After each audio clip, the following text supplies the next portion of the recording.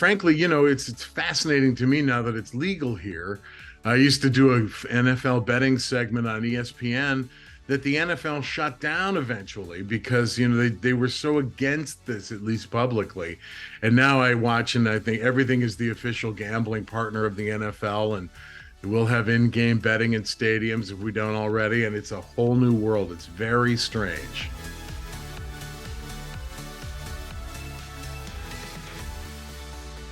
Nick Bakay is here to talk about his latest project, Bookie, which is streaming on Max. Nick, it's so great to talk to you today.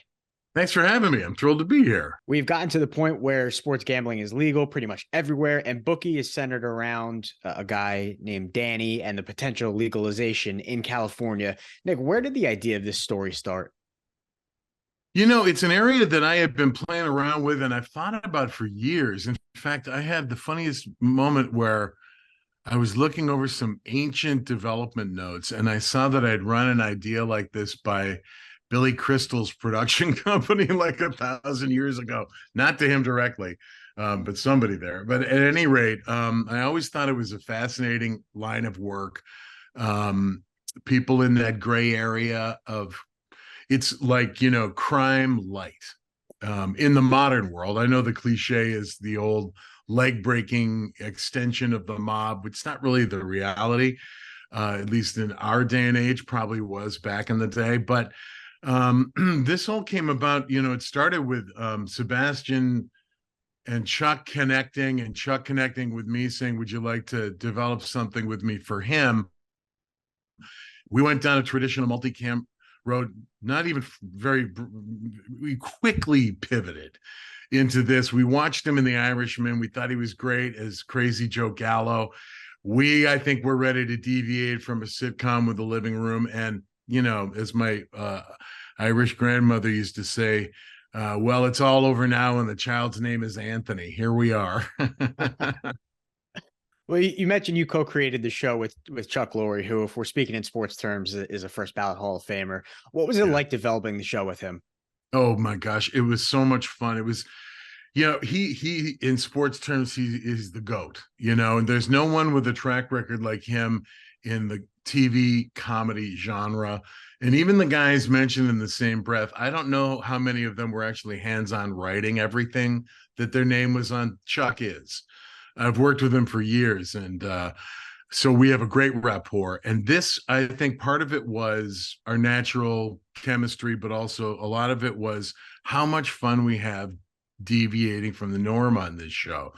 We're killing people. We're writing all sorts of vivid, deviant things from sitcom. And this thing wrote fast and hot, like, and we had the time of our lives. Well, for those watching who don't remember when sports gambling was illegal, probably back during your AOL commercial days, can you explain the role of a bookie and the bookie culture? Sure. The tradition was if you wanted to make a bet, if you weren't making a gentleman's bet with a friend, everybody had what you'd say a guy. There was a guy. And if you knew a guy who had a guy, the guy would vouch for you with their guy. Because, a lot of this business is vetting, because old school bookies bet on credit. But you got to be good for it when payday comes. You establish a number with a client. When either side hits that magic number, it's payday on a weekly basis.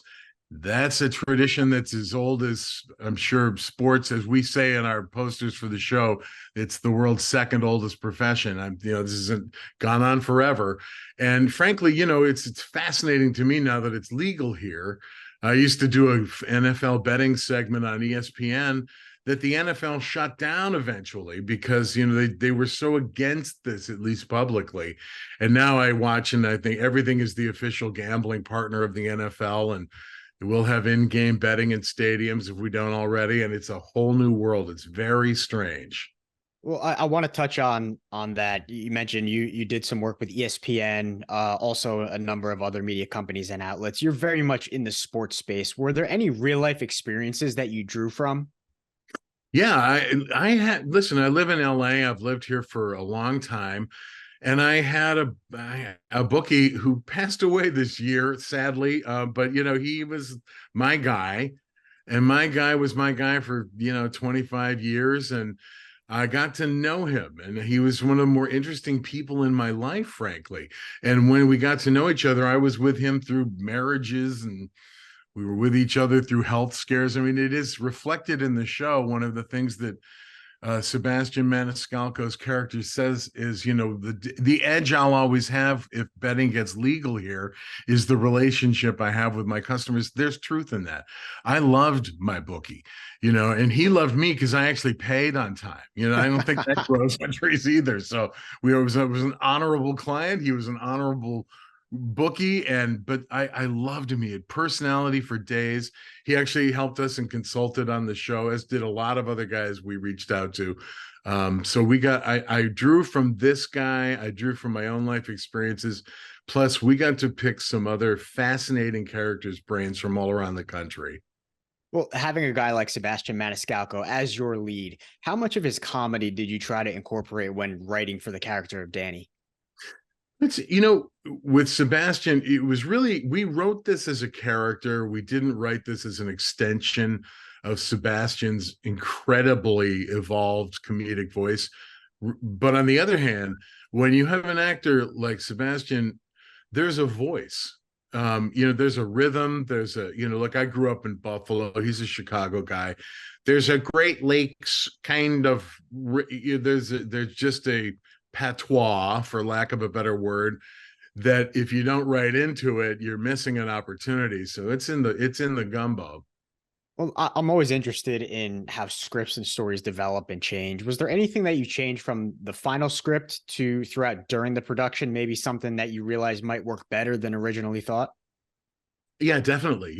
As you look in, if you have the luxury of a little time and you can put that script in a drawer and come back to it, you always look at something and say, wait a minute. I think the first thing that comes to mind, though, which is really interesting, is, the whole presence of Charlie Sheen was an evolving process. We knew, since we had a bookie in LA, this guy has to have some famous clients. We had written a scene at a rehab for a celebrity client, and we had placeholder people in there. And it used to be a massage scene at this, ritzy, five-star rehab facility where Danny and Ray bust in and confront this guy. And then one day Chuck came in and said, I think it should be Charlie Sheen, who's a well-known sports aficionado on all fronts. And that was a bit of a thunderbolt to me at first, because, they had not, I don't think they'd even spoken since, everything blew up in the Tiger Bloods era. So I was blown away and scared. And then I immediately came around and thought, well, that's kind of brilliant. Because we not only get controversy, we get a brilliant comedic actor in that deal. And it changed. And, one thing Charlie didn't want us to do is have him be in the rehab recovering, because he is recovered. So that led to a very funny thought, which is, what if he's just hosting a weekly poker game at a rehab where he has taken the cure? And so, that's the kind of thing that evolves if you just let the music play its own music. Where do you see sports betting and gambling going? We've seen the exponential rise of it recently, the past couple of years. How do you see it evolving, in the next couple of years?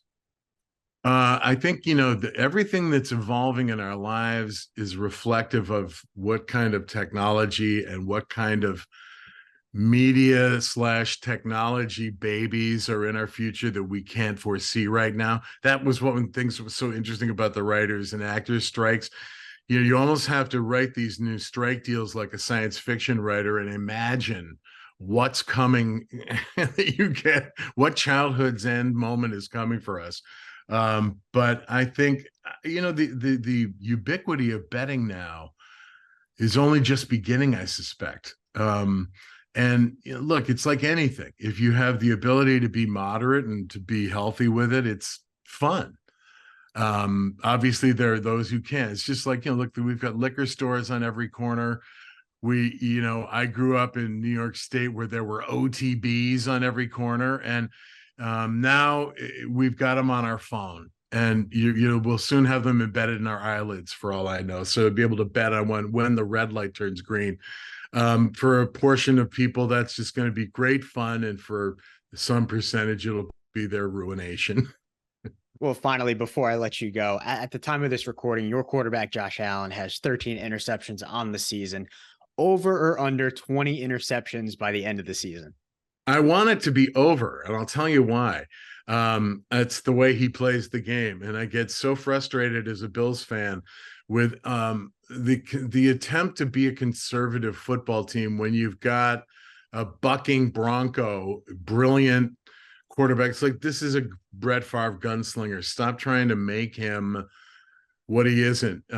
You paid him his money. He's going to be set for life. Let him run. I don't need him to play for 15 years and cut down on the interceptions. I want him to be amazing and brilliant for 2 and win a Super Bowl. Well, as a Jets fan, I've had a lifelong of conservative offense, so I totally get that. You know what I Nick's, mean? oh, Yeah. of course. Nick, thanks so much for being here. I could talk sports with you all day, but I know you have much better things to do. You can watch Bookie streaming on Max. The first 2 episodes were released on November 30th, with 2 new episodes out every Thursday up until the finale on December 21st. Nick, it was a pleasure. Thanks so much. This was really fun.